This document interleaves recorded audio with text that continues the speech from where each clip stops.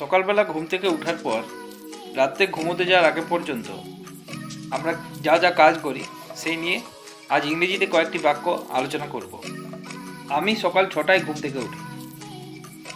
I wake up in the morning at 6 AM। তারপর আমি brush করি। Then I brush my teeth. তারপর আমি মুখ ধুই। After that I wash my face. তারপর আমি স্কুলে যাওয়ার জন্য রেডি হই। After that I get ready for my school.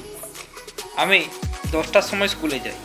I go to school at 10 AM। আমি 3টার দিকে আবার বাড়ি ফিরে আসি। I return home at 3 PM। তারপর আমি দুপুরে খাবার খাই। After that I have my lunch. তারপর আমি হালকা বিশ্রাম নিই।